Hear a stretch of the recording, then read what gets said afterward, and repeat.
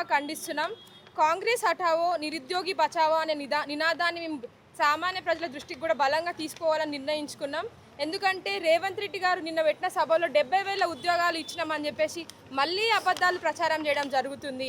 ఎక్కడ 70,000 ఉద్యోగాలు ఇచ్చారు, ఏ శాఖలలో 70,000 ఉద్యోగాలు ఇచ్చారు అనేది ఒకసారి మాకు స్పష్టం చేయాలి. ఆ శ్వేతపత్రాన్ని కూడా రిలీజ్ చేయాల్సిందిగా మేము డిమాండ్ చేస్తూ ఉన్నాము. మొన్న జరిగిన ఒక ఇన్ఫర్మేషన్ అయితే బయటికి వచ్చింది. 40 మంది స్టూడెంట్స్ ఫేక్ ఒకటే ఆధార్ కార్డ్ పైన రెండు ఉద్యోగాలు చేస్తున్నారని చెప్పేసి బయటకు వచ్చింది. మళ్ళీ ఈ ఆలీబాబా 40 దొంగల ముఠాకి నాయకత్వం వహిస్తున్న ఈ హౌలగాడ కూడా మాకు తెలవాలి. అంటే తెలంగాణ నిరుద్యోగుల పరిస్థితి ఎట్లయిపోయిందంటే పడికే పాగలోగాయి నకల్ మార్కే నవాబ్ బన్ గయి అన్నట్టు అయిపోయింది. అంటే కష్టపడి చదువుకున్నాడేమో పిచ్చోడైపోతుండు, పైసలు ఉన్నాడు అడ్డదారిలో పోయి నవాబ్ అయిపోతున్నాడు. అంటే మళ్ళీ తెలంగాణ తెచ్చుకుంది ఇట్లాంటి పైసలు ఉన్న వాళ్ళు అడ్డదారిలో పోయి ఉద్యోగాలు తెచ్చుకోవడానిక, పేద బడుగు బలహీన వర్గాలకు చెందిన విద్యార్థి నిరుద్యోగులు ఉద్యోగాలు తెచ్చుకోవడానికి అనేది ఒకసారి గవర్నమెంట్ మాకు స్పష్టం చేయాలి. అయ్యా రేవంత్ రెడ్డి గారు, మీరు ఏడాది తిరిగేలోపే 2 లక్షల ఉద్యోగాలు ఇస్తాను ఏదైతే మీరు హామీ ఇవ్వడం జరిగిందో అది ఈరోజు మీరు తుంగలోకి తొక్కేసిరు. జాబ్ క్యాలెండర్ ప్రకటించి దానికి చట్టబద్ధత కలిగిస్తామని చెప్పేసి స్వయంగా బట్టి విక్రమార్క గారు అసెంబ్లీ సాక్షిగా చెప్పి ఆ హామీని కూడా తుంగలోకి దొక్కిన విషయం మనందరికి తెలిసిందే.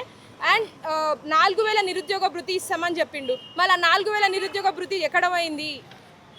టీజీపీఎస్ని ప్రక్షాళన చేసి యూపీఎస్సీ తరహాలో ఎగ్జామ్ నిర్వహిస్తామని చెప్పి ఏదైతే మేనిఫెస్టోలో మెన్షన్ చేసిరో, మళ్ళీ యూపీఎస్సీ ప్రక్షాళన అంటే ఓఎంఆర్ షీట్స్ రోడ్లపైన దొరకడమా? అంటే నిరుద్యోగుల బతుకులతో ఎందుకు ఇంత చెలగాటం ఆడుతున్నారు? ఇప్పుడు వచ్చే ఎమ్మెల్సీ ఎన్నికలలో కాంగ్రెస్ పార్టీకి ఎట్లా అసలు ఎలక్షన్లలో పోటీ చేసే నైతికత కూడా లేదు. ఎందుకంటే ఈ రకంగా మీరు మమ్మల్ని మోసం చేసుకుంటా పోతూ ఉంటే మీకు నైతికత ఎక్కడిది? ఎలక్షన్లలో కంటెస్ట్ చేసే నైతికత ఏమాత్రం లేదు. ప్రతి ఒక్క నిరుద్యోగి రగిలిపోతున్నాడు. మా బాధలు మీకు ఎందుకు కనిపిస్తలేవు?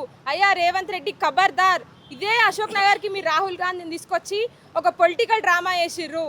మీరు కూడా రావడం జరిగింది. కాంగ్రెస్ పార్టీ బడా నాయకులు వచ్చి ఈరోజు నిరుద్యోగులు అందరితోనే ఆ రోజు మభ్యపెట్టి ఓట్ల ప్రచారానికి తీసుకోపోయి కేవలం అది నిరుద్యోగుల వల్ల ఏర్పడ్డ ప్రభుత్వం అని చెప్పేసి స్వయంగా రేవంత్ రెడ్డి గారే పెద్ద సభలలో చెప్పడం జరిగింది. మళ్ళీ అట్లాంటి నిరుద్యోగులకి ఈరోజు రేవంత్ రెడ్డి గారు చేస్తుంది ఏందనేది ఒకసారి మాకు సమాధానం గట్టిగా చెప్పాలి. అండ్ నిరుద్యోగ మిత్రులారా, మీరు ఎవ్వరు కూడా అధైర్యపడొద్దు. ఎందుకంటే మనం కొట్లాడి తెచ్చుకున్నవి తెలంగాణలో ఉద్యోగాలు అనేటివి మన హక్కు, మనం కొట్లాడాలి. కానీ ఆత్మహత్యలు చేసుకోవడం అనేది చాలా తప్పు.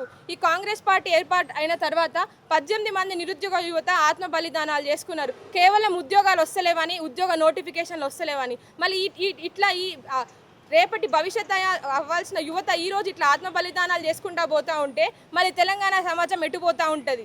దొంగలని ఉద్యోగాలలో నియమించుకుంటే తెలంగాణ అడ్మినిస్ట్రేషన్ ఏమైపోతూ ఉంటుంది? అంటే ఒక దిక్కు గవర్నెన్స్, ఒక దిక్కు గవర్నమెంట్ మొత్తం ఫెయిల్ అయిపోయి తెలంగాణని ఆగం చేయాలని చెప్పేసి రేవంత్ రెడ్డి గారు ఈరోజు కంకణం కట్టుకున్నట్టుగా మాకు చాలా స్పష్టంగా అర్థమవుతూ ఉంది.